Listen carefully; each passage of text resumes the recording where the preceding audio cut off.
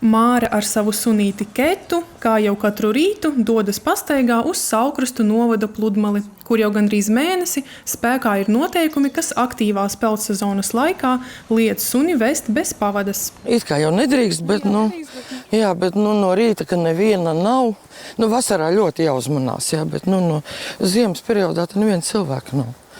Un tad, no rīta drusciņi palaižam šeit. Pludmalē satiekot citus vietējos suņu saimniekus, arī sunīši labprāt izskrienas kopā.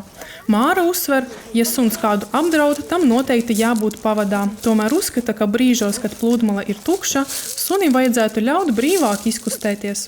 Tam ir tā kā divas puses tajā lietai. Protams, ja viņš kaut kādā veidā kādu apdraud, protams, ka nevar. Mēs jau skatāmies tikko, kas parādās, tad momentā ciet pie siksnas. Savukārt Ivars, kurš pludmalē pastaigājas ar suni Montiju, norāda, ka šim aizliegumam tomēr ir pamats, jo pašam iepriekš ir bijusi negatīva pieredze ar svešiem suņiem. Tāpēc viņš labi saprot cilvēkus, kuri nevēlas, lai nepazīstami dzīvnieki pienāk pārāk tuvu. Viņi ir diezgan viltīgi. Man jau sakot arī tā pretī nākot atņemtiem zojiem, tad jau es varētu atvairīties. Bet piezogās no aizmugurs un veikali iekožam prom.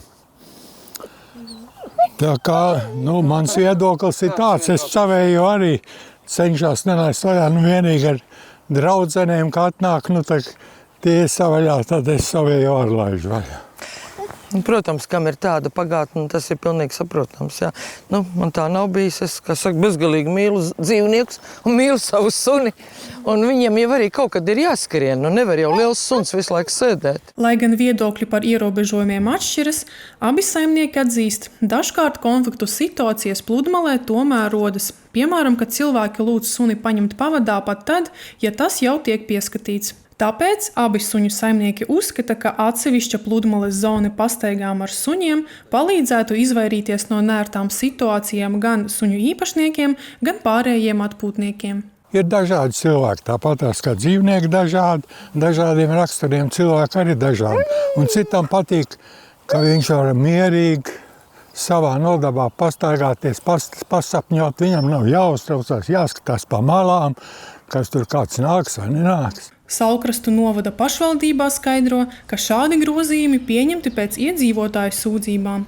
Turklāt neapmierināti bijuši ne tikai cilvēki bez suņiem, bet arī tie saimnieki, kuri savus dzīvniekus ved pavadā, kamēr citi suņi tiem brīvi pieskrien klāt. Pašvaldībā uzsver, ka galvenais mērķis bijis rast kompromisu starp suņu īpašniekiem un pārējiem pludmales apmeklētājiem. Mūsuprāt, šie ierobežojumi ir tādi ļoti nelieli tikai un iedzīvotājiem un viesiem būtu jāsaprot, ka droši vien, ka ja nedaudz tas suns arī tiks palaists vaļā, ja tur tiešām nav cilvēku, tad jau arī tās sūdzības nebūs un neviens pakaļ neskries. Un, protams, ka mūsu policists nestāv pludmalē un neķer kā gan no rīta vai tur kāds būs nedaudz izgājis ar to suni. Ja?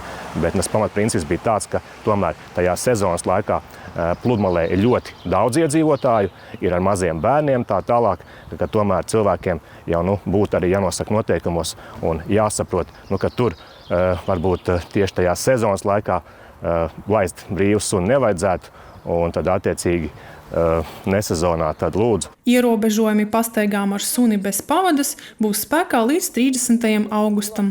Jāatgādina, ka tie neatiecas uz zilā karoga pludmali, kur ar suņiem atrasties ir aizliegts vispār.